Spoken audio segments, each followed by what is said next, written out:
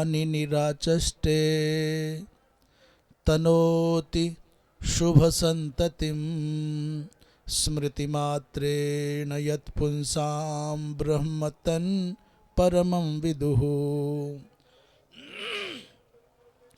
अतिकल्याणरूपत्वात् नित्यं कल्याणसंश्रयात् स्मर्तॄणां वरदत्वाच्च ब्रह्मतन् परमं विदुः।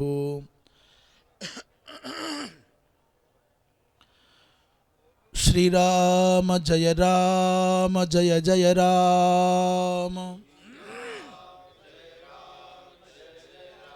श्री राम जय जय राम। श्री राम जय जय राम।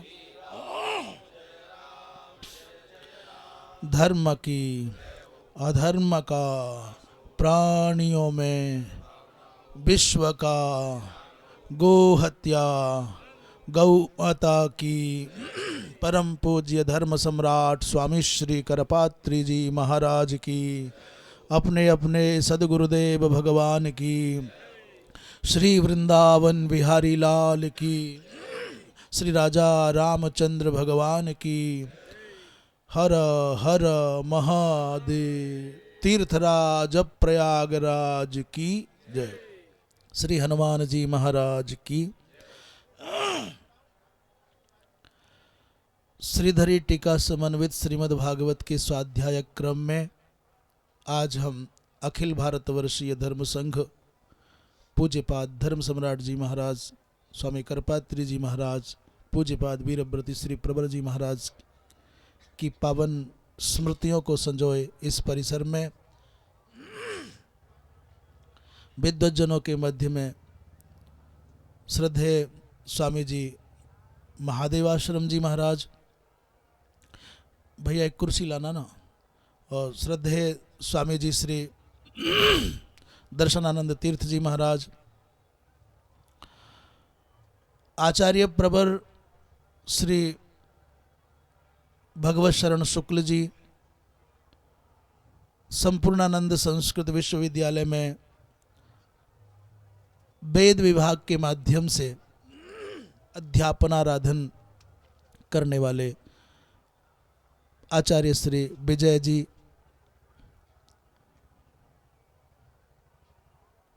हमारे मेरठ की धरा से संस्कृत जगत में जिन्होंने उस क्षेत्र में सम्मान प्राप्त किया है, ऐसे रज्जन प्रसाद तिवारी जी, डॉक्टर रज्जन प्रसाद तिवारी जी, कथा क्षेत्र में जिन्होंने सनातन धर्म का अपने मनोयोग से जो सनातन संस्कृति का प्रचार प्रसार किया है और निरंतर करने में निरत हैं, ऐसे श्री मारुति नंदन व्यास जी, और भी नाम तो बहुत हैं, हमारे विद्यार्थी जी, हमारे हेमंत जी, अन्य सभी सुधीजन, भगवत रस रसिक महानुभाव। तृतीय स्कंद के 26वें अध्याय के 56वें श्लोक तक की चर्चा हुई और आज 57वें श्लोक से यात्रा आरंभ होगी। प्रसंग चल रहा है कि एक एक करके उस ब्रह्म सत्ता के संबंध से, उस ब्रह्मांड से तत्तद इंद्रियों के अर्थात अधिभूत का तात्पर्य माने इंद्रिय के उत्पत्ति का जो केंद्र है उसका, और उस केंद्र से जो इंद्रिय माने अध्यात्म उत्पन्न होगा उस इंद्रिय का, और उससे संबंधित अधिदैव अर्थात इंद्रिय के अधिष्ठात्री देवता का। निर्विभेद विराजस्त्वक रोमस्मश्चादयस्ततः तत औषधयश्चासन छिष्णं निर्बिभिदे ततः।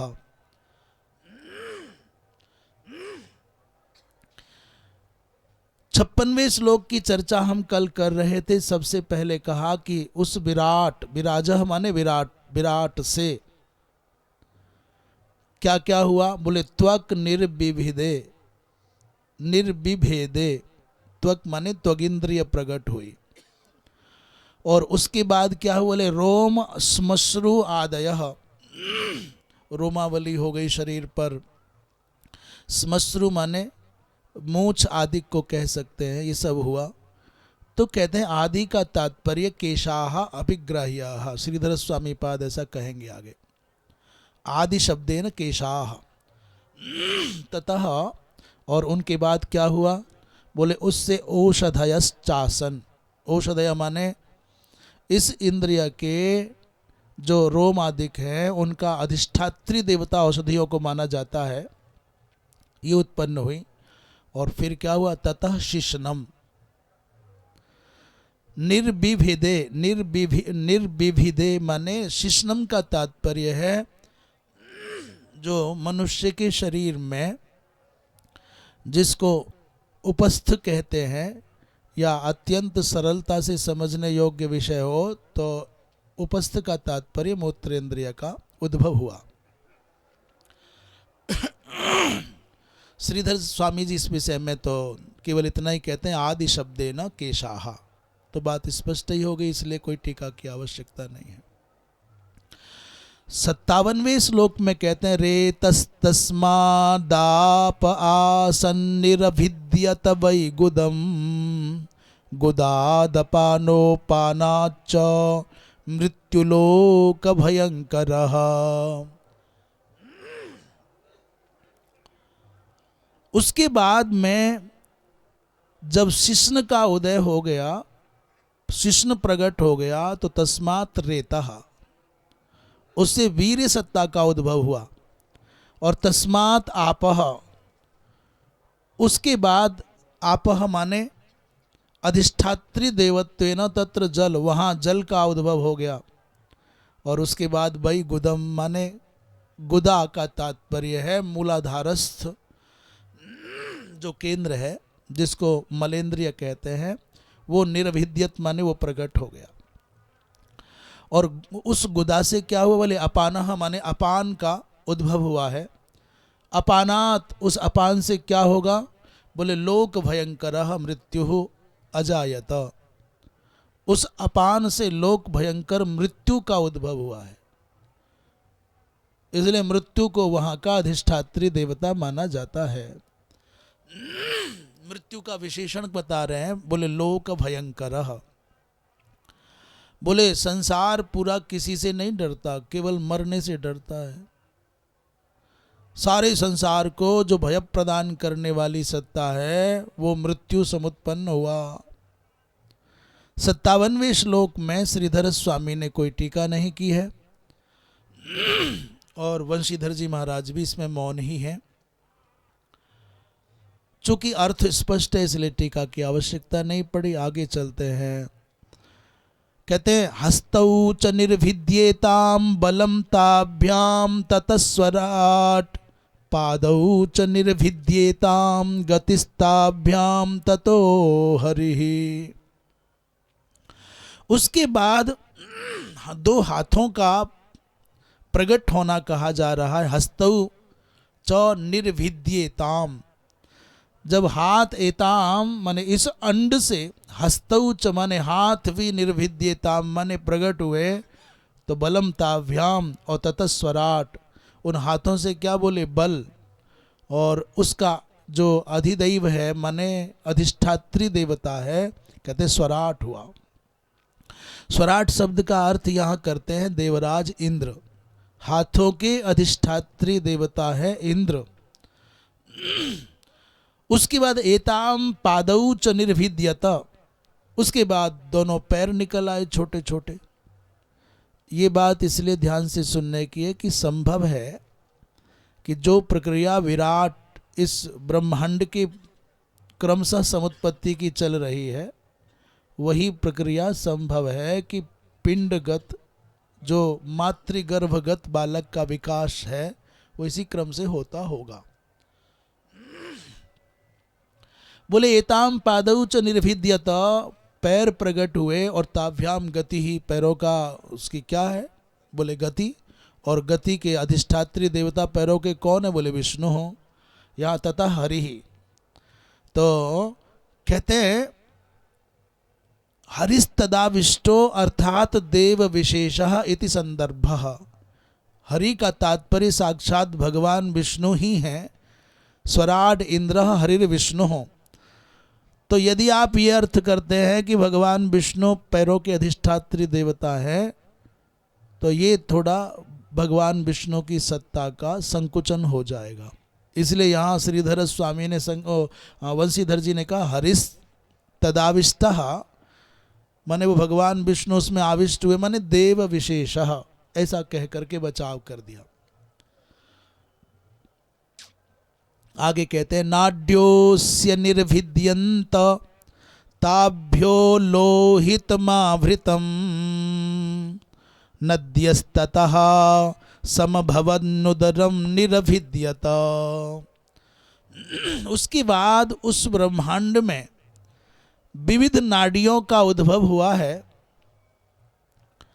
और ताभ्यो लोहितम आवृतम, जब ये नाड़ियाँ उत्पन्न हुई उसमें, तो नाड़ियों के प्रकट होने पर लोहितम आवृतम माने सहजा देख रहे हैं कि नाड़ियों के प्रकट होते ही उसमें रक्त का प्रवाह आपूरित हो गया। ये कैसे हुआ, बोले चित शक्ति संबंधात, परमात्मा की जो सत्ता है उसी के कारण। और उससे क्या, बोले इनके अधिष्ठात्री देवता नद्यः, वो नदियाँ प्रकट हो गई। समभवन माने उत्पन्न हुई, और उसके बाद उदरम निरभिद्यत, उसके बाद उदर प्रकट हो गया। आगे कहते हैं क्षुत पिपासे ततस्याताम समुद्रस्त्वे तयोरभूत अथास्य हृदयं भिन्नम हृदयान्मन उत्थितम। उसके बाद जैसे ही उदर का उद्भव हुआ, तो उदर के होते ही भूख और प्यास दोनों उत्पन्न हो गई। भूख और प्यास उत्पन्न हुई, क्षुत पिपासे माने क्षुधा और पिपासा। एतयो हो, इन दोनों के अनंतर उस उदर में क्या, बोले समुद्र का प्राकट्य हो गया। समुद्र की भावना, जैसे समष्टिगत सत्ता में समुद्र का अस्तित्व है, जैसे ब्रह्मांड में समुद्र की भूमिका है, वैसे ही आपके उदर में भी एक समुद्र बसता है। जब भगवान के विराट स्वरूप का वर्णन होता है दूसरे स्कंध में, तो वहाँ के पैरों से यह, नाभि से यह और नेत्रों से यह, तो वहाँ सब वर्णन आता है। सातों समुद्रों को भगवान का उदर भाग माना जाता है, कुक्षी भाग माना जाता है। तो एतयो समुद्र माने समुद्र उसका अधिष्ठात्री देवता है। तो ऐसा मत सोचना कि सच में वही समुद्र आ गया खारा वाला, और मान भी लो तो कोई आश्चर्य की बात नहीं है। जैसे समुद्र का जल खारा होता है, वैसे ही तुम्हारे उदर में कोई केंद्र होगा जल का, तो खारा ही होगा। तो कोई प्रमाण, बोले हमसे क्या पूछ रहे हो, चख के ही देख लेना, मोरारजी देसाई की तरह से। हम कुछ बोल दिए तो कुछ समझ में आया कि नहीं आया? काहे मोरारजी देसाई का नाम ले दिया हम? वो चिकित्सा है, वो पद्धति है, एक ऐसा उनके मन में बस गया भाव कि हम इसी से ठीक रहेंगे, तो रहते होंगे वो ठीक। लावण्य रहता है उसमें, लवड़ता रहती है, छार रहता है। अथ अस्य हृदयम भिन्नम, इसके बाद हृदय प्रकट हुआ, उत्पन्न हुआ, और हृदयात मन उत्थितम, हृदय से मन उठ खड़ा हुआ, ऐसा कह रहे हैं। आभृतम माने जातम, ये कौन सा श्लोक हो गया? अर्थात ये 60वां श्लोक हो गया। 60वें श्लोक में भी टीका तो कोई है नहीं। 61वें में कहते हैं मनसश्चंद्रमा जातो बुद्धिर्बुद्धेर्गिराम पतिः अहंकारस्ततो रुद्रश्चित्तम चैत्यस्ततो भवत। 61वें श्लोक में कहते हैं कि मनसः अर्थात मन से, कौन हुआ? बोले चंद्रमा। पुरुष सूक्त में ऐसा मंत्र है, चंद्रमा मनसो जातश्चक्षोः सूर्यो अजायत। मन से चंद्रमा प्रकट होता है। तो मनसः चंद्रमा जातः, मन से चंद्रमा का उद्भव हो गया। ततः बोले बुद्धि, उस हृदय से ही बुद्धि तत्व का प्राकट्य हुआ है। तो बुद्धि हुई तो बुद्धि के स्वामी कौन है? बोलो बुद्धे है गिराम पति ही।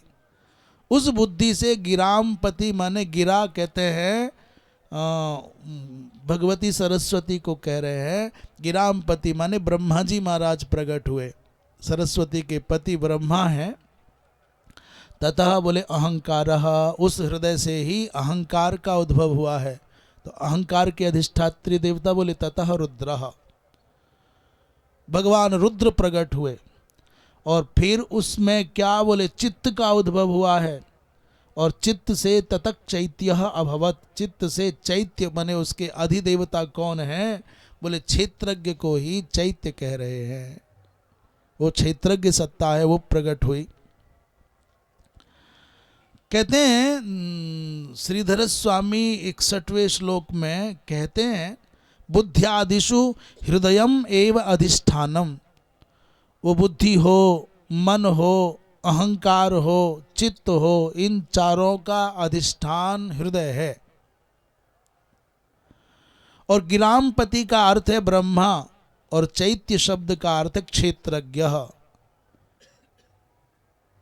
इस प्रकार 61वें श्लोक को पूर्ण करके आगे कह रहे हैं एते ह्यभ्युत्थिता देवा नैवास्योत्थापने शकन् पुनराविविशुखानि तमुत्थापयितुं क्रमात्।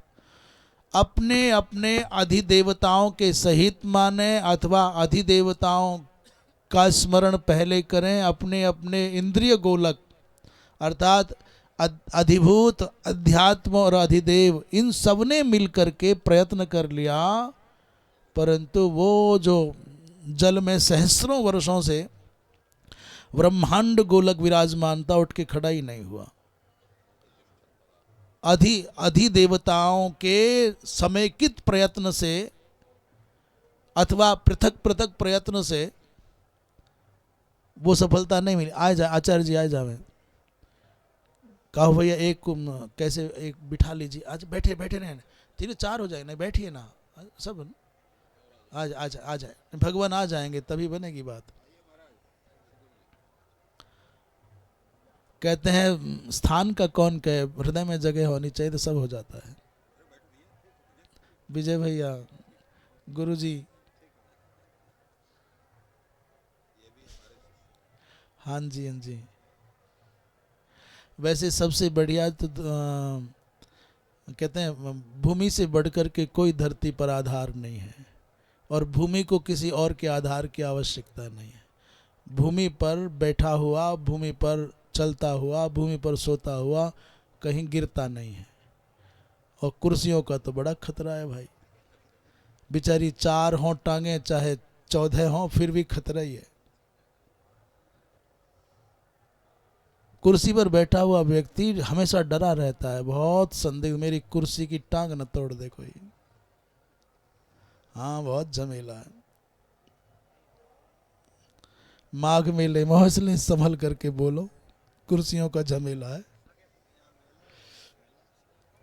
जी स्वामी जी पधारे। भैया कुर्सी ला दीजिए, एक कुर्सी ला दीजिए। बोलिए वृंदावन बिहारी लाल की। स्वामी श्री ब्रजेश आश्रम जी महाराज, हाजी महाराज जी। हमको याद नहीं होता तो आपकी मुस्कुराहट ने याद करा दिया। आगे चले तो क्या बहुत बहुत महत्वपूर्ण विषय आरंभ हो गया। अब यहां से कहते हैं एते ह्यभ्युत्थिता, हेते ह्यभ्युत्थिता देवा नैवास्योत्थापने शकन तो पुनराविविषु खाने तमुत्थापयितुम क्रमात्। तो ये जो उठे हुए देवता थे, माने जागृत प्रकट हुए देवता थे, जब ये देवता अस्य उत्थापने, इस विराट को उठाने में अशकन समर्थ नहीं हुए, तो क्या किया, चुपचाप बिना कुछ किसी को कहे फिर से उस ब्रह्मांड में, उस गोलक में, विराट में अपने अपने केंद्र पुनः खानी आविविषु, तो अपने अपने गोलकों में जाके प्रविष्ट हो गए, चुपचाप बैठ गए। तभी तक तो कोई व्यक्ति हाथ पैर फेंके, उछले कूदे, कुछ करे, जब तक लगे कि हम कर सकते हैं। नहीं कर सकते, चुपचाप चलो ना, अपने घर में प्रविष्ट हो जाओ। ऐसा हो गया। 62वें श्लोक में ये श्रीधर स्वामी पाद कहते हैं, 62वें श्लोक में कह रहे हैं कि क्या हुआ,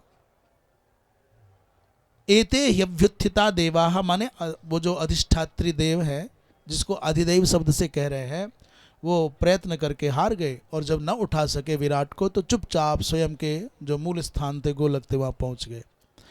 कहते हैं यहाँ पर कारण क्या है, बोले अन्वय व्यतिरेकाभ्याम क्षेत्रज्ञम विवेक्तुम सर्वेशाम पुनः प्रवेश माह एत इति नवभि, एते इति नवभि। 9 श्लोकों से इस विषय का विवेचन करेंगे कि हुआ क्या। प्रयत्न करने के बाद भी उठा न सके तो कारण क्या है। तो यहाँ इस प्रसंग में कहते हैं अन्वय व्यतिरेकाभ्याम क्षेत्रज्ञम विवेक्तुम। अन्वय पद्धति क्या है, बोले अन्वय पद्धति का तात्पर्य है कि यदा क्षेत्रज्ञ चैतन्य ईश्वर, उसे परमात्मा कहो, जब तक वह परमात्मा अंत प्रविष्ट नहीं होता, तब तक वह विराट उठ करके खड़ा नहीं होता। यदा सह प्रविशति और तदा सह उत्तिष्ठति। तो तत्सत्वे माने वो जो परमात्मा सत्ता है, जिसको क्षेत्रज्ञ कह रहे हैं, जिसको विष्णु कह रहे हैं, जिसको अंतर्यामी कह रहे हैं, यदा सह प्रविशति, तो यत्र यत्र तस्य परमात्मनः सत्ता तत्र तत्र यदा यदा परमात्मनः सत्ता तदा तदा अस्य विराटस्य उत्थापनम, अथवा विराजः, षष्ठी में क्या बनेगा, विराजः, विराजः उत्थापनम। और यदा यदा तस्य प्रवेशो नास्ति तस्य तत्र सत्ता नास्ति तदा तदा तस्य नोत्थापनम। ऐसा अन्वय व्यतिरेक पद्धति से समझ लेना चाहिए। इसलिए जब नहीं हुआ तो पुनः प्रवेशमाह। 63वें श्लोक में कह रहे हैं कि वह्निर्वाचा मुखम भेजे नोदतिष्ठत्तदा विराट। सब बाहर खड़े थे, तो इशारे से कहा तुम करके देख लो। बोले हाँ हम करेंगे। तो सबसे पहले वह्नि माने अधिदैव, उसने अपनी वागींद्रिय को पकड़ा। ऐसा लग रहा है जैसे कोई पति गुस्सा करके अपनी पत्नी का हाथ पकड़े, बोले हम देखते हैं, तो चले गए अंदर। वह्निर्वाचा मुखम भेजे, तो अधिदैव अध्यात्म के साथ में अधिभूत पर आरूढ़ हुआ, परंतु नोदत तिष्ठत तदा विराट। प्रविष्ट होने के बाद भी विराट में कोई स्पंदन नहीं हुआ, विराट में कोई चेतना ना आई, विराट उठ करके खड़ा ना हुआ। हाँ, प्रवेश करने पर भी। तो उसके बाद में बेचारा क्या करता, तो घ्राणेन वायु नासिके भेजे तदा विराट नोद तिष्ठत। तो फिर दूसरी इंद्रिय ने अपना काम किया। जो वायुदेव हैं, उन वायुदेव ने अपनी अध्यात्म माने घ्राणेन्द्रिय के साथ में अधिभूत माने नासिका केंद्र पर प्रवेश किया, आरूढ़ हुए, तो भी वो विराट उठ करके खड़ा नहीं हुआ। ऐसे ही सब श्लोक हैं। वह्निर्वाचा मुखम भेजे नोदतिष्ठत तदा विराट। ये जो अंतिम वाला भाग है ना, नोदतिष्ठत तदा विराट, इसे एक बार बोल के देख ले, नोदतिष्ठत तदा विराट, बोल के देख ले। और जिनको संस्कृत बिल्कुल नहीं आती है, जिनको ये बहुत मन में पीड़ा रहती है, वो तो जरूर बोलें, अवश्य बोलें, क्योंकि इतने बार बोला जाएगा, याद हो जाएगा। नोदतिष्ठत तदा विराट, नोदतिष्ठत तदा विराट।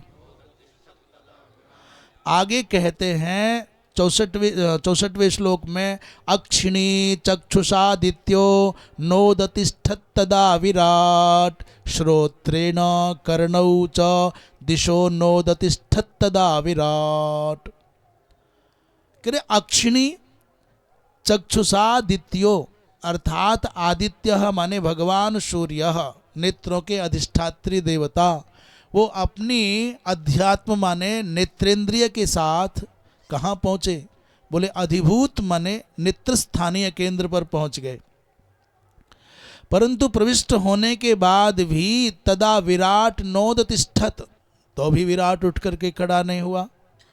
तब श्रोत्र के साथ में दिशाओं ने प्रवेश किया है, कर्णौ श्रोत्रेण च दिशा कर्णौ, अर्थात श्रोत्रेंद्रिय के साथ में उसके जो अधिदैव है माने दिशाएं हैं, उन्होंने कर्ण गोलक में, कर्णो माने कर्ण गोलक में प्रवेश किया, तो भी विराट उठ करके खड़ा नहीं हुआ।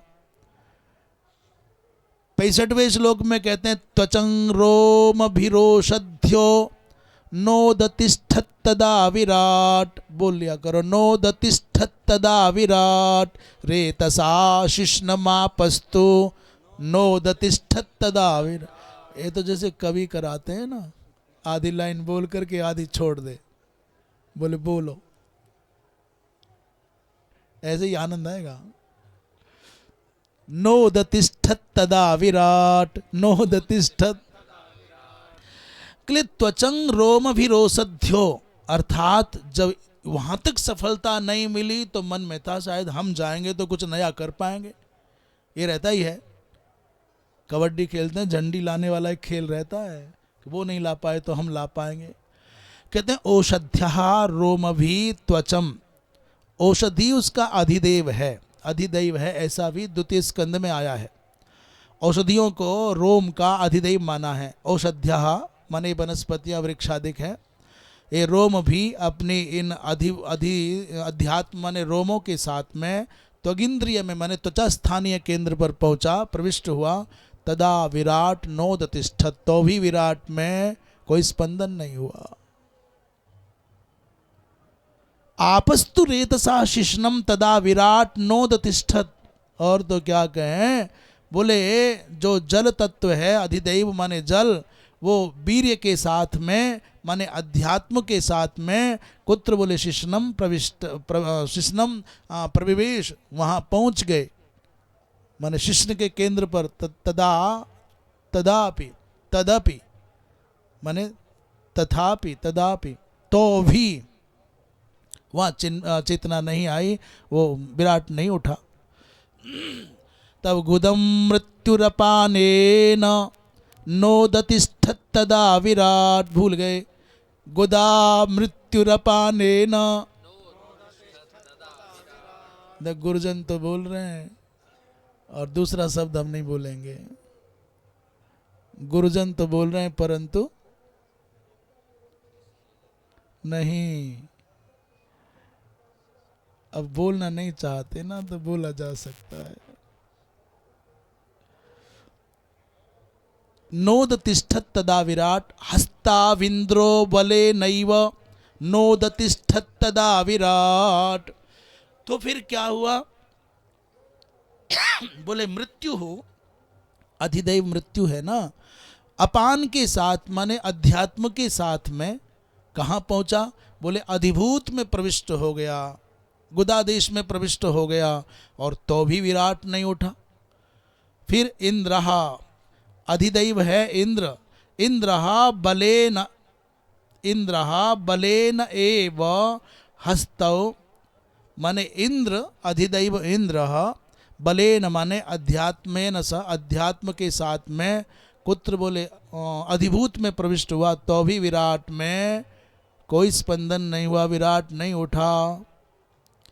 तो विष्णुर्गत्यैव चरणौ नोदतिष्ठत्तदा विराट नाडीर्नद्यो लोहितेन नोदतिष्ठत्तदा विराट। इसके बाद भगवान विष्णु, जो भगवान विष्णु ही कहा जाता है, चरणों के अधिदेवता भगवान विष्णु ही हैं। हाथों के अधिदेवता देवराज इंद्र हैं। तो कोई सोचे कि भगवान विष्णु सबसे बड़े और जगह चुनी सबसे छोटी। बोले बड़े बड़े ही रहते हैं, भले ही कोने में अकेले चुप खड़े होते हैं, पर बड़े बड़े ही होते हैं। तुम फ्रंट पर खेल रहे हो तो ठीक है, और कुछ लोग होते हैं जिनके बल पर होते हो आप। और जो घर में माता पिता हैं, घर में कोई तुम्हारे जो पूरी समग्र ऊर्जा आपको दिए हुए हैं। तो विष्णु गत्या एव चरणौ तदा विराट नोदतिष्ठत।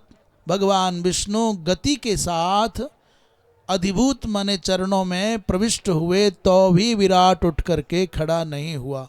अब चूंकि विष्णु को सर्वातिशायी देवता के रूप में माना जाता है, तो ये बात संदिग्ध सी लग रही थी, इसलिए बंशीधर जी महाराज ने पता है क्या कहा, हरि ही तदाविष्टो। तो हरि कौन है? तो भगवान विष्णु अर्थ नहीं किया, कर देव विशेषः। कितनी चतुरता से उन्होंने भगवान विष्णु की उस सत्ता को सुरक्षित रख लिया है। जबकि श्रीधर स्वामी पाद करें स्वराट इंद्र और हरिर विष्णु, यहाँ भी ऐसे ही अर्थ आ रहा है। तो भी विराट उठा नहीं, तो क्या हुआ? नद्यः लोहितेन नाड़ी ही, अर्थात नदी रूपी अधिष्ठात्री देव रक्त के साथ माने लोहितेन सहा, नाड़ी माने नाड़ियों में प्रविष्ट हुए, अधिभूत में प्रविष्ट हुए, तो भी विराट में स्पंदन तक न हुआ उठने की। तो कौन कहे नोदतिष्ठत तदा विराट।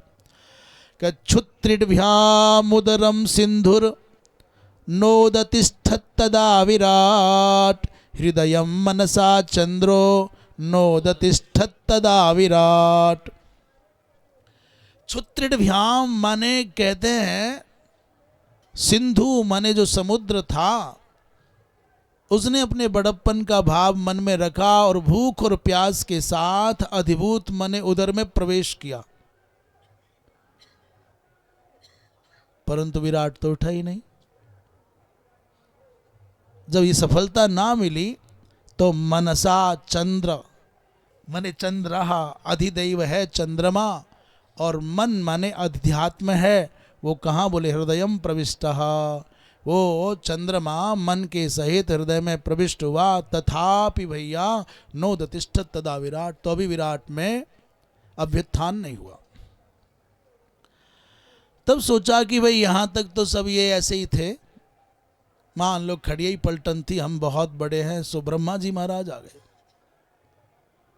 कहते बुद्धिया ब्रह्मा अपि हृदयम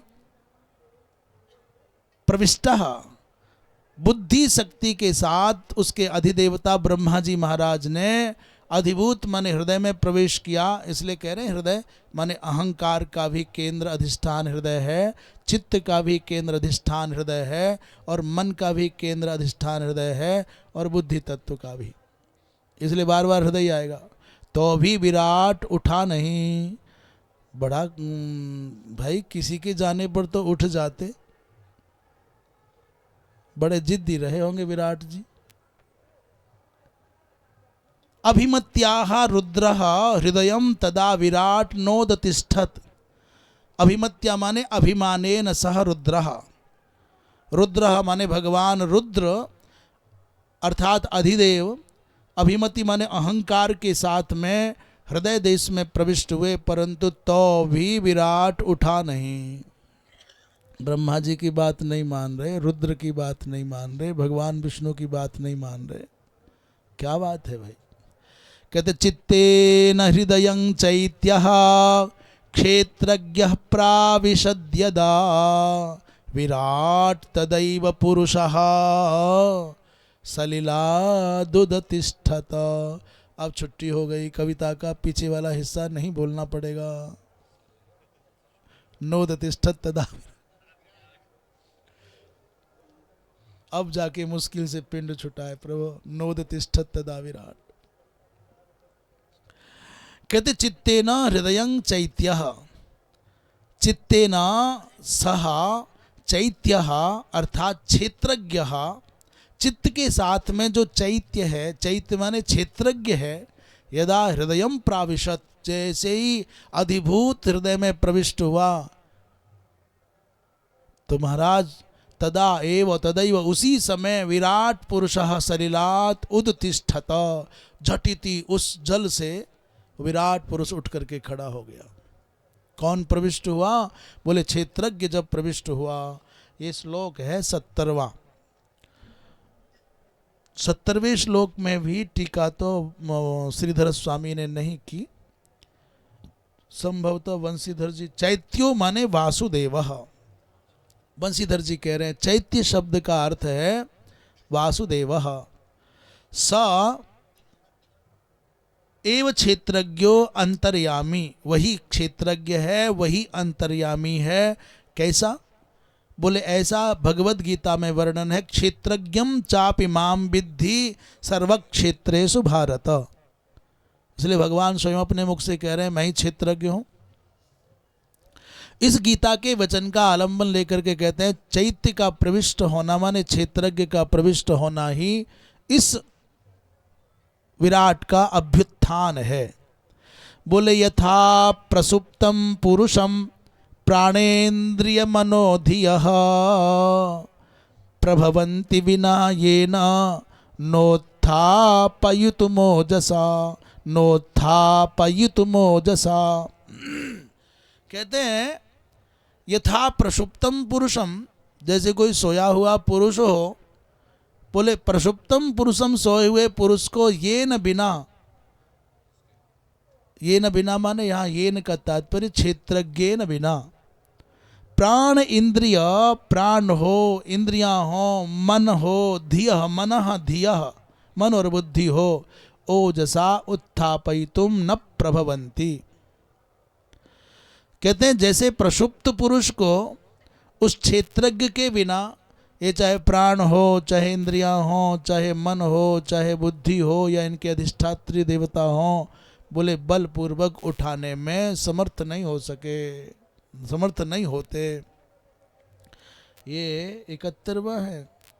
तो 71वें में श्रीधर स्वामी पाद कह रहे हैं कि विराट देहस्य व्यष्टि देहम, विराट देह से, देह का व्यष्टि देह जो है दृष्टांतत्वेन दर्शयन, दृष्टांत के माध्यम से, दर्शयन माने दिखाते हुए, सांख्यानुकथनस्य, सांख्य पद्धति से कहने जा रहे हैं, उसका प्रयोजन आह, कथनस्य प्रयोजनम आह, उसके कथन का प्रयोजन क्या है? कहते हैं संघाते विविच्य चिंतयेत। क्या हुआ? यथेति द्वाभ्याम, दो श्लोकों के द्वारा इस विषय का प्रतिपादन करेंगे। वो कौन कौन से हैं? दो, एक तो हो गया 71वां और एक हो गया 72वां। दो 72 ही तो हैं। कह रहे हैं तस्मिन प्रत्यगात्मानं धिया योग प्रवृत्तया और भक्त्या विरक्त्या ज्ञानेन विविच्यात्मनि चिंतयेत। विविच्यात्मनि चिंतयेत 72वें श्लोक में कह रहे हैं, 72वें श्लोक में कह रहे हैं तस्मिन है ना, तमस्मिन कह रहे हैं, तमस्मिन प्रत्यगात्मानं धिया योग प्रवृत्तया। कहते हैं अस्मिन तम प्रत्यगात्मानं, अस्मिन माने अस्मिन शरीरे, इस शरीर में, तम प्रत्यगात्मानं माने उस अंतरात्मा, प्रत्यगात्मा कहते हैं प्रत्यक माने प्रत्येकम अंचति इति प्रत्यक, अंचु धातु गत्यर्थक है, पूजनार्थक भी है, पूजनार्थक गत्यर्थक है। माने प्रत्येक, कोई ऐसा है नहीं जहाँ उसकी गति ना हो, इसलिए उसका नाम प्रत्यक है। उसी में आत्मा जोड़ देते हैं तो प्रत्यगात्मा हो जाता है। प्रत्यगात्मानं माने अंतरात्मा को, अस्मिन शरीरे तम प्रत्यगात्मानं माने इस प्रत्यगात्मा को, योग प्रवृत्तया धिया, कब जान पाओगे? बोले जब आपकी जो बुद्धि है वो कैसी बुद्धि होनी चाहिए? बोले योग प्रवृत्तया, माने योग में संलग्न जो बुद्धि है, और भक्त्या माने भक्ति पूर्वक, और कैसे? बोले विरक्त्या माने वैराग्य पूर्वक, और कैसे? बोले ज्ञानेन और विवेक पूर्वक। विविच्य आत्मनि चिंतयेत, भैया उसका विविच्य माने ये विविचिर धातु है, जो ये विवेक शब्द का अर्थ है कि जो सत और असत का विवेचन करने की सामर्थ्य है, उसका नाम है विवेक। बुद्धि और विवेक में दोनों में अंतर है। बुद्धि जानने का साधन हो सकता है, परंतु बुद्धि की अपेक्षा विवेक अधिक उत्तम अर्थ को साधे हुए है। किसी को कहना बुद्धिमान है, बोले इसके पास बुद्धि है, तो है, सदुपयोग करेगा कि दुरुपयोग करेगा कहा नहीं जा सकता। बुद्धिमान होना, बुद्धि वाला होना, तो सदुपयोग करेगा कि दुरुपयोग करेगा। धनवान है तो पैसा है, अच्छे काम में लगाए बुरे में लगाए। शक्तिमान है, अच्छे काम में लगाए बुरे काम में लगाए। तो बुद्धि का होना ये प्रमाणित नहीं करेगा कि तुम सब कुछ अच्छा ही करोगे, परंतु विवेक कहने का तात्पर्य स्पष्ट हो गया कि आपको वो सामर्थ्य प्राप्त है, आप नित्य और अनित्य का विभाजन कर सकते हैं, विवेचन कर सकते हैं, क्या नित्य है और क्या अनित्य है, क्या सत है और क्या असत है। ये बुद्धि के द्वारा विवेचन नहीं किया जा सकता, पर विवेक के द्वारा किया जा सकता है। इसलिए साधन चतुष्टय में सबसे पहले विवेक का नंबर आता है। साधन चतुष्टय में सबसे पहला क्या? बोले विवेक, और दूसरा है वैराग्य, तब तीसरा है समाधि षटक संपत्ति, और तब चौथा है मुमुक्षुत्व। तो विवेक क्या है? विवेक का तात्पर्य क्या? ये अच्छा, ये बुरा, ये मेरा, ये तेरा, ये विवेक है? बोले नहीं, वास्तविक विवेक का जो स्वरूप है वो कहते हैं नित्यानित्य वस्तु विवेक।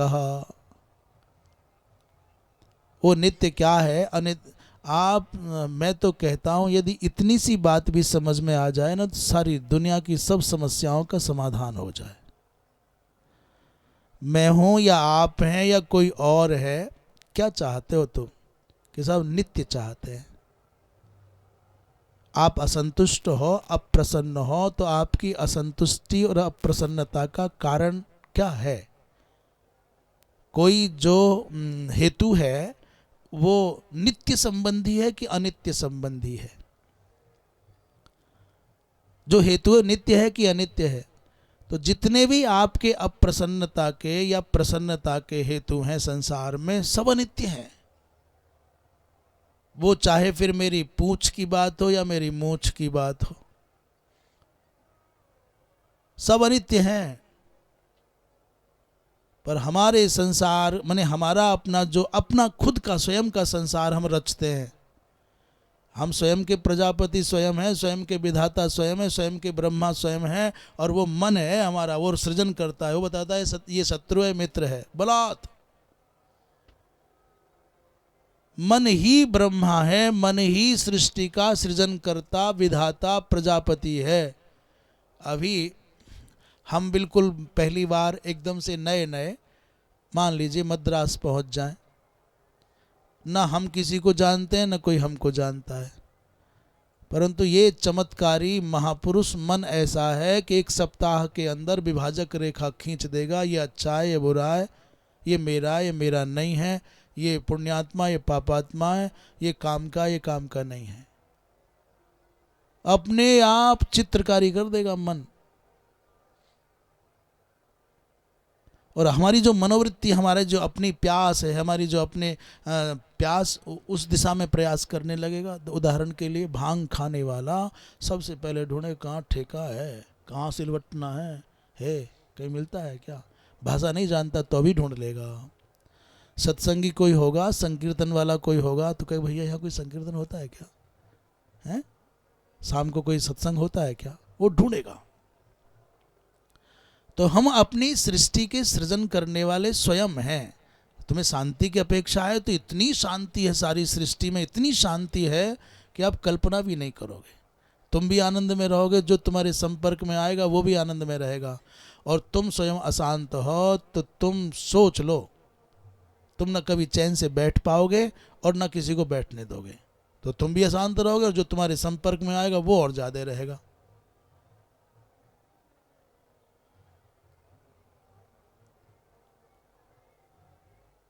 मन है सारा खेल रचने वाला। 72वें श्लोक में कहते हैं अस्मिन तम प्रत्यगात्मानम, इस शरीर में किसको खोजना है?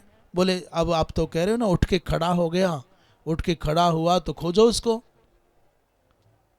उसको खोजने के साधन है नित्य और अनित्य वस्तु का विवेक। पहले ये निर्णय करो कि तुम जिसके लिए लड़ रहे हो वो हेतु, वो कारण नित्य के लिए है कि अनित्य के लिए। तुम्हारे संघर्ष का जो उद्देश्य है वो नित्य की प्राप्ति के लिए है कि अनित्य की प्राप्ति के लिए। दो भाइयों का झगड़ा है भूमि को लेकर के, भवन को लेकर के या सोने चांदी को लेकर के, और दोनों भाई सूत्र को समझ लें कि नित्य क्या है अनित्य क्या है, तो लड़ेंगे क्या? अनित्य के लिए क्या लड़ना है भाई?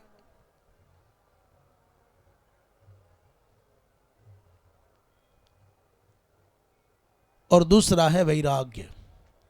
ये चर्चा इसलिए आई कि यहाँ पर धिया माने बुद्धि कह रहे हैं और दूसरा कह रहे हैं बोले विरक्त्या, ज्ञाने न कह दिया और विरक्त्या कह दिया। तो वैराग्य क्या है? बोले इहा मूत्र फल भोग विराग।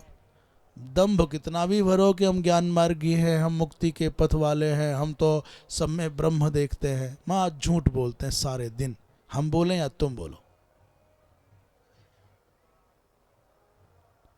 और मुझे लगता है ज्ञान मार्गियों की कलह और ज्यादा मार देती है।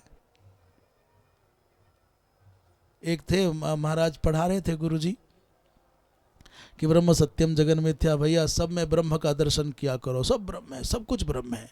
तुम में ब्रह्म, हम में ब्रह्म, इधर ब्रह्म उधर ब्रह्म, ऊपर ब्रह्म नीचे ब्रह्म, ब्रह्म ब्रह्म ब्रह्म ब्रह्म। उसी समय अचानक अब जंगल में नदी के किनारे पर कक्षा चल रही थी तो विद्यार्थी पढ़ रहे, आचार्य जी जो गुरु जी पढ़ा रहे थे ब्रह्म सत्यम जगन मिथ्या जीवो ब्रह्म ही बना पर हे सर्वम खलु इदम ब्रह्मा, सब कुछ ब्रह्म ही है। तब तक पहाड़ी की दूसरे छोर से किसी भयंकर बब्बर शेर ने गर्जना की, ऐसा किया तो गुरुजी भूल गए अपना आसन उठाना तक, भागे पुस्तक छोड़ करके। और जब गुरुजी भागे तो पीछे पीछे चेला जी भाग लिए। जब शेर चला गया तो गुरुजी आकर के बैठ गए। फिर उन्होंने कहना शुरू कर दिया, विद्यार्थी जी फिर कह दिया ब्रह्म सत्यम जगन मिथ्या सर्वम खलु इदम ब्रह्मा।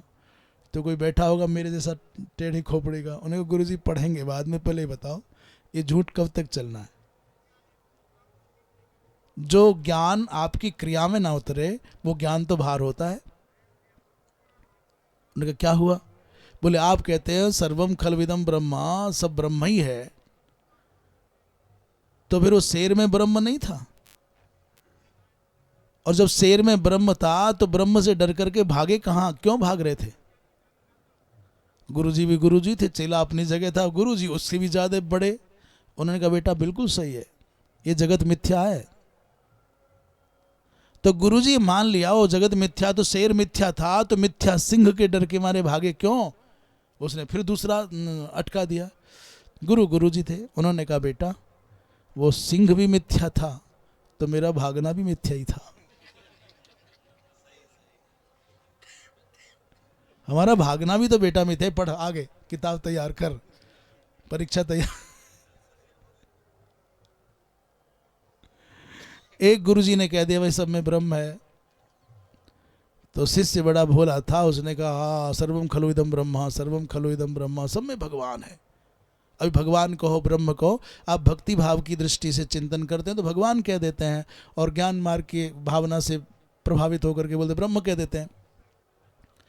भागवतकार का एक बहुत प्यारा श्लोक है व्यास जी महाराज का,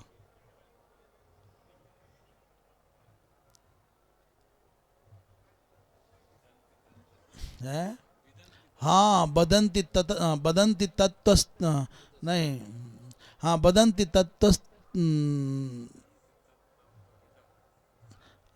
विदंती है बदंती,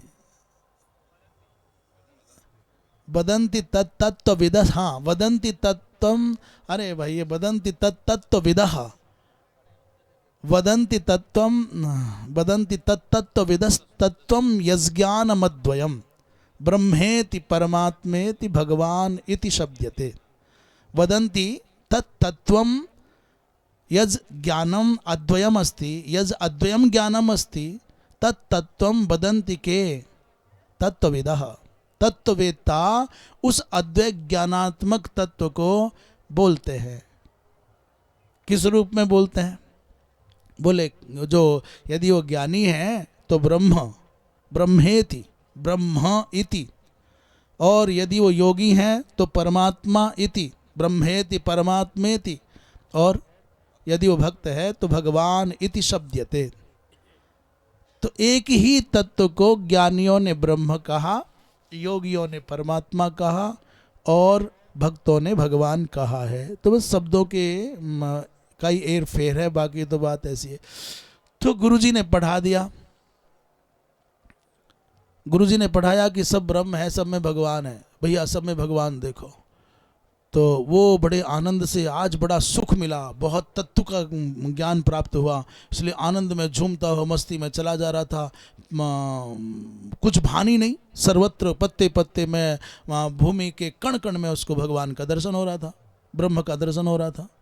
अचानक सामने से कोई पगलाया हुआ हाथी आ गया, बिगड़ा हुआ। हाथी के ऊपर बैठा था महावत। महावत ने देखा कि भाई कोई भला आदमी आ रहा है कि मर ना जाए। हाथी तो हाथी क्या जाने, वो सूंड में उठा करके धर पटकेगा। उसने चिल्लाया, अरे दूर हट जाओ, हाथी बिगड़ गया है, हाथी इतना मतवाला हो गया है, हटो हटो हटो। उसने ध्यान ही नहीं दिया। गुरुजी के उपदेश को गले से लगाए हुए भावुक भक्त बेचारा चला जा रहा था। तब तक मत वाले हाथी ने सूंड में फंसाया और धर करके पटका, और पूरी तरह से पाँव नहीं धरा होगा, नहीं धर दिया होता तो ये कहने के लायक नहीं रहता। तो हड्डी पसली थोड़ी बहुत टूट टाट गई। रोता धोता हाय हाय करता हुआ गुरुजी के पास पहुंचा। बोले, गुरुजी झूठ बोलते हो, यदि सब में ब्रह्म होता तो वो हाथी वाला जो ब्रह्म है वो मुझ ब्रह्म को क्यों पटकता? जैसे हमारे आर्य समाजी भाई कहते हैं, कह रहे क्या पत्थर को भोग लगाते हो?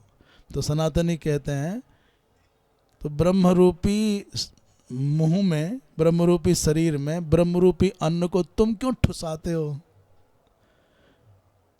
पाषाण में भगवान है क्या जो भोग लगाते हो? हे क्या पत्थर को भोग लगाते हो? पाषाण में भगवान है क्या? ये तो पत्थर है, जड़ है। तो सनातनी ने कह दिया, तो फिर तू इसमें ठूंसता है, भोग लगाता है, ये समझ में नहीं आता है ऐसा। तो लौट करके गुरुजी के पास में आया। उसने कहा कि गुरुजी आप झूठ पढ़ाते हो, गलत है। तो गुरुजी ने कहा क्या हुआ? बोले, आज हाथी ने पटक दिया। हाथी में भगवान होता और मुझ में भी भगवान होता तो भगवान भगवान को या ब्रह्म ब्रह्म को पटकता। उन्होंने कहा, बेटा उस हाथी रूपी ब्रह्म के ऊपर भी कोई दूसरा ब्रह्म बैठा था क्या? बोले, हाँ बैठा था एक और ब्रह्म। बोले, जैसे हाथी आ रहा था तो हाथी के ऊपर बैठा हुआ जो ब्रह्म या भगवान जो भी कहो, बोले वो कुछ बोल रहा था? बोले हाँ बोल रहा था। क्या? बोले हट जाओ हाथी पे। बोले उस ब्रह्म की बात क्यों नहीं मानी? उसी ब्रह्म को क्यों देख रहा था? उस ब्रह्म की बात मान जाता भाई। तो कहते हैं कि उस परमात्मा को जो आपके इसी शरीर में विद्यमान है, कहाँ सातवें लोक में ढूंढने जा रहे हो भाई? कौन ऐसा जीव है, कौन ऐसा देह है जिसमें परमात्मा विद्यमान नहीं है? हृदय से माने हृदय देश में वो परमात्मा विद्यमान है, तो उसे देखना है। अस्मिन्नेव शरीरे तम प्रत्यगात्मानम परमात्मानम। क्या करना है? बोले चिंतयेत, उसी का चिंतन करो, उसी को प्राप्त करने का प्रयत्न करो। बोले कुत्र? बोले स्वयं में ही, अपने ही अंदर। आत्मन्येव चिंतयेत, पर उसके लिए कुछ करना पड़ेगा। बोले हाँ भाई देखो, योग प्रवृत्तया बुद्धिया, योग प्रवृत्तया धिया, योग समन्विता जो बुद्धि है योग समन्वित माने जब तक आप तत्परता से, युक्त भाव से, माने सातत्य, योग का तात्पर्य सातत्य। जैसे योग के विषय में महर्षि पतंजलि कहते हैं योगश्चित्त वृत्ति निरोधः। यदि वही अर्थ करें तो समग्र चित्त की वृत्तियों का निरोध करके बुद्धि को संलग्न कर दे, और परंतु उसमें भाव होना चाहिए, भक्ति होनी चाहिए, भावुकता होनी चाहिए, सरसता होनी चाहिए, भक्तिया। और केवल भक्ति से बात नहीं बनेगी, विरक्त्या। संसार के चाक चिक्य से आपका जब तक वैराग्य न होगा, जब तक वैरत्य न होगा, तब तक बात नहीं बनेगी। इसलिए कह रहे थे, वैराग्य की बात चल रही थी ना तब, इहा मूत्र फलभोग विराग। इह माने अस्मिन जन्मने, और अमूत्र माने अमुस्मिन लोके। इह माने अस्मिन लोके, और अमूत्र माने अमुस्मिन लोके। इस लोक में जो भी आकर्षण के पदार्थ हैं, आकर्षण कोई वस्तु है, कोई व्यक्ति है, कोई स्थान है, जो भी तुमको बहुत अट्रैक्ट करता है अपनी ओर, पहले उससे पिंड छुड़ाओ। और एक बात थोड़ी अटपटी है परंतु कहनी होगी, है सच। तुम भौतिक उन्नति भी प्राप्त करना चाहते हो तो भी तुमको अपने मन को संयमित करना होगा। मन जब जब अपने अनुकूल व्यक्ति को पाता है, जब जब अपने अनुकूल वस्तु को पाता है, जब जब अपने अनुकूल स्थान को पाता है, तो प्रमादी हो जाता है। भौतिक उन्नति भी करनी है तो जो मन को अच्छा लगता है उसे किनारा करो, तभी चढ़ पाओगे ऊंचाइयों पर। तभी किसे क्या कहते हैं, प्रमोशन। कह रहे 5 साल से कोशिश कर रहे हैं, प्रमोशन नहीं हो रहा। बोले चिपके तो तुम्हारा समय तो लग रहा है ऐसी मूर्ति में जो किसी काम की नहीं है। आप चिपके हुए हो, महावीर विक्रम बजरंगी करे हुए हो, तो कैसे काम चली। इसलिए जो मन को, अर्थात मन को जो अच्छा लगता है उसके साथ बिताया हुआ समय, बहुत लंबी मात्रा का समय भी बहुत थोड़ा सा लगता है, मिनटों की तरह बीत जाता है। इसलिए जो रुचिकर लगता है व्यक्ति या वस्तु या स्थान मन को, यदि भौतिक उन्नति भी करनी है तो इनसे किनारे करो और अपनी ऊर्जा को वहाँ लगाओ जहाँ तुम पहुँचना चाहते हो, उस दिशा में बढ़ो। और आध्यात्मिक उन्नति के लिए तो ये अपरिहार्य है, परमावश्यक है। आध्यात्मिकता के लिए तो परमावश्यक है। इसलिए जो व्यक्ति, जो वस्तु, जो स्थान अच्छा लगता हो, उससे पहले अपने मन को समझाओ कि सार नहीं है।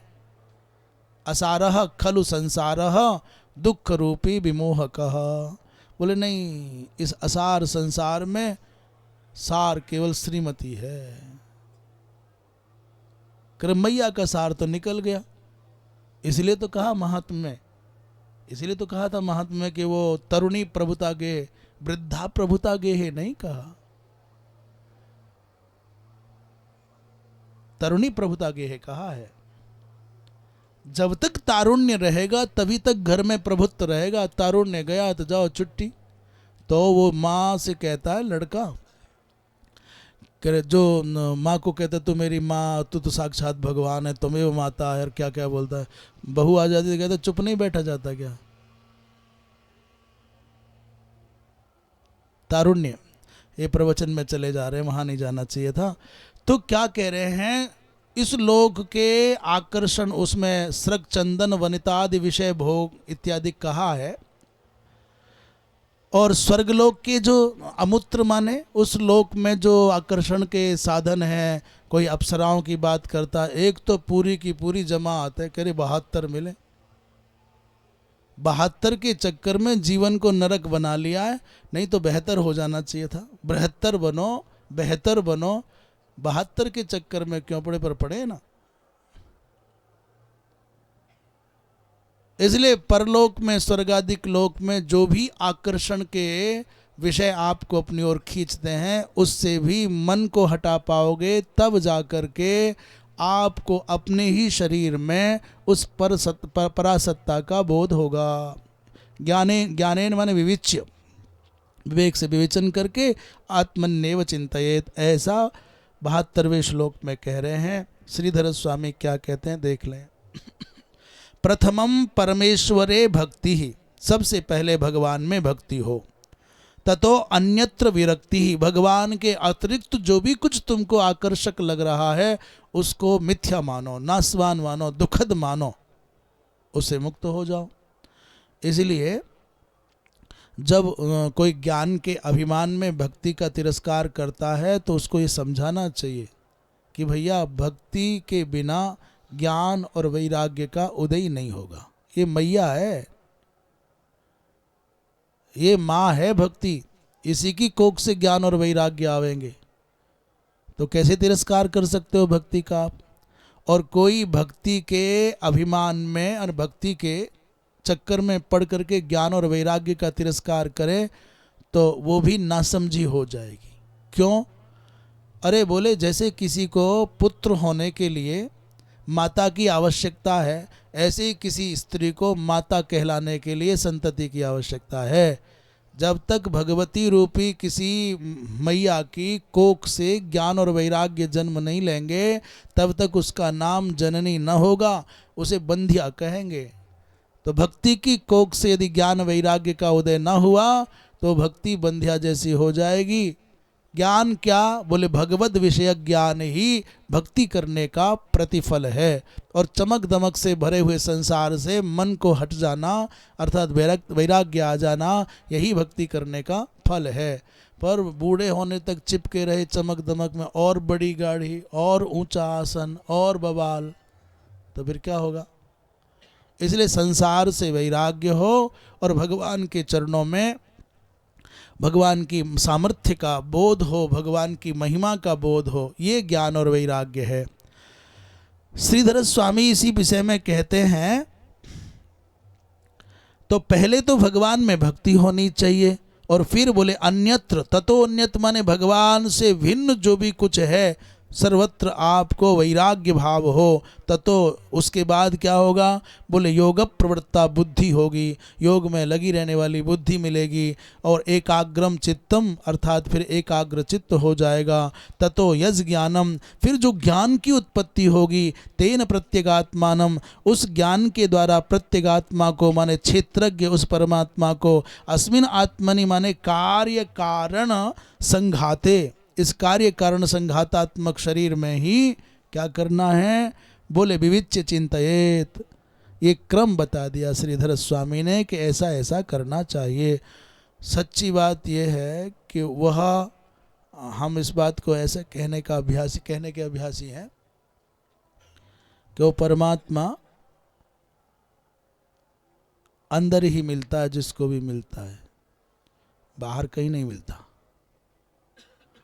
जितना चाहो उतना भटक लो, वो परमात्मा जिस भी रूप में आप उसको देखना चाहते हो, क्योंकि सृजन करने वाले तुम हो, भगवान को बनाने वाले हैं आप।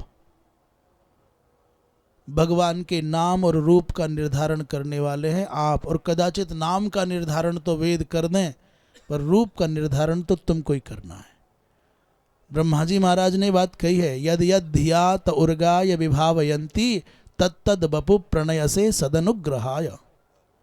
तुम्हारे भक्त जैसा जैसा आपका भाव करते हैं वैसा वैसा स्वरूप आप बना लेते हैं। तत्तद धिया यद यद धियात उर्गाय विभावयंती तत्तद बपु, वैसा वैसा शरीर वैसा वैसा स्वरूप भगवान प्रणय से, तो काहे? बोले सदनुग्रह है, अपने भक्तों पर अनुग्रह करने के लिए। इसलिए भगवान को बनाना है आपको और पाना भी आपको है, और पाना भी अपने में ही है, कहीं बाहर नहीं है। इसलिए वह परासत्ता जब भी मिलेगी तब अंदर मिलेगी, बाहर तो जाओ अपना भ्रम मिटाने के लिए। बाहर इसलिए जाना आवश्यक है कि अंदर जाने का मार्ग मिल जाए। और जब भी परमात्मा सत्ता का साक्षात्कार होगा तब अकेले में होगा, और अकेले कोई होगा न भीड़ में होगा न भीड़ को होगा। तो फिर काहे बैठे हैं यहाँ माघ मेले में, काहे भटक रहे हैं? यहाँ विश्वनाथ जी में भीड़ लगी है, वृंदावन में भीड़ लगी है, अयोध्या में भीड़ लगी है, लगी रही भीड़ तो क्या है।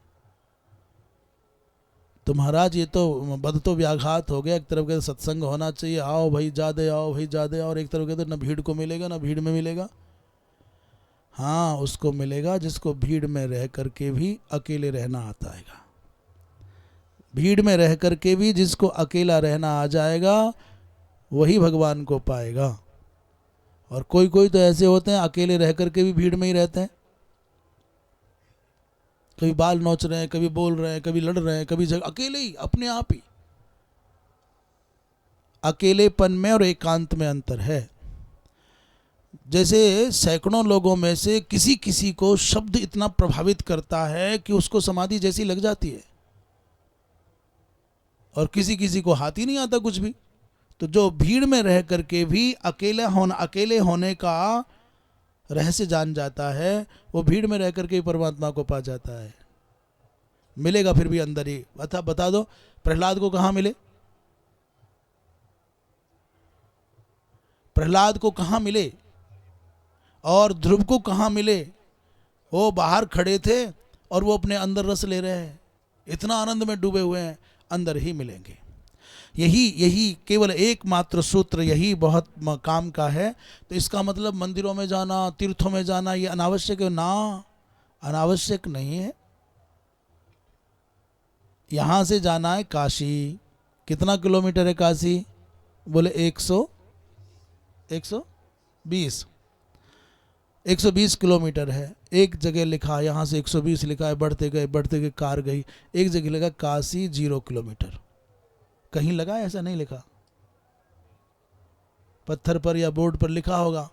तो अब तुम्हारी यात्रा पूरी होगी, 0 किलोमीटर खत्म हो गया, अब रुक जाओ। बोले नहीं भाई, ये तो बाहर की यात्रा थी, अब यात्रा होगी अंदर की।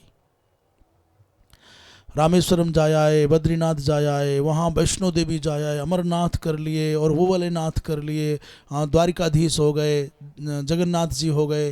बोले कर लिए? बोले हाँ भाई सब हो गया, 12 ज्योतिर्लिंग हो गए, सब घुमाए, सब देख लिए। बोले अब ठंडा हो गया ना मन, जेब ठंडी हुई, थोड़ा मन ठंडा, बैठ जा चुपचाप। अब बाहर घूम घूम करके ठहर जाओ, अंदर की यात्रा करो। जैसे काशी के उस बोर्ड के पास पहुंच गए जहाँ 0 किलोमीटर लगा है, तो भी नहीं रुकते हो। फिर काशी की गलियों की यात्रा होती है, अंतरंग यात्रा होती है। वो मोहल्ले में जाओगे, उस गली में जाओगे, उस नंबर के मकान में जाओगे, उस मकान के अंदर भी उस कमरे में जाओगे जो जिसे तुम अपना मानते हो, उस कमरे के भी उस केंद्र पर जाओगे जहाँ विश्राम पाते हो। इतनी अंदर की यात्रा शेष है। बाहर की तीर्थ यात्राओं के बाद सब घूम लिए भैया, वो तो घट घट में विद्यमान है, यहीं खोजना है। इसलिए बाहर की यात्राएं करना बुरा नहीं है, करो, पर बाहर की यात्राओं से जब आप विरत हो जाओ तो अंदर की यात्रा में पहुंच जाओ, तो यही मिलेगा। यहीं वैकुंठ है और यहीं सब कुछ है। ये बात कहना चाहते थे वृंदावन बिहारी लाल की। और सोच रहे थे कि क्या कुछ बंसीधर जी ने कहा है, कार्य कारण संघाते माने देहे जीवे वा, इतना ही कहा है। कार्य कारण संघात माने शरीर में ही उस परमात्मा सत्ता का दर्शन कर लेना चाहिए। जय जय श्रीमद्भागवते महापुराणे पारमहंस्याम संहितायाम तृतीय स्कंधे षड्विंशति नाम, तृतीय स्कंध है, तृतीय स्कंधे षड्विंशति षड्विंशोत्सवः श्रीकृष्णार्पणमस्तु। कृष्णाय वासुदेवाय हरये परमात्मने प्रणतक्लेशनाशाय गोविन्दाय नमो नमः। श्रीराम जय जय राम, श्रीराम जय जय राम।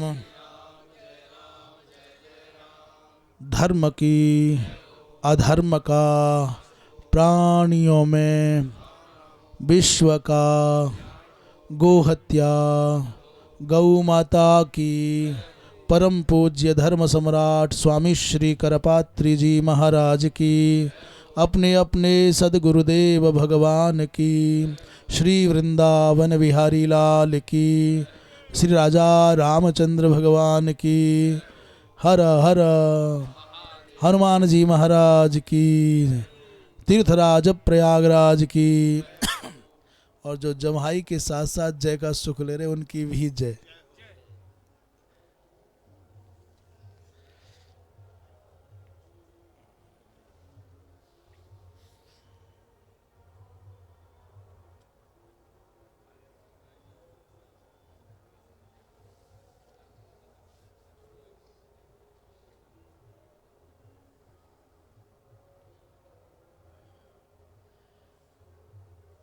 कै दिन तक का चल रहा है लगभग, कितने दिन का प्रवास लग रहा है? अचला सप्तमी तक जाना पड़ेगा। अचला सप्तमी तक रहने का कोई योग? इस बार कोई कवि समवाय कुछ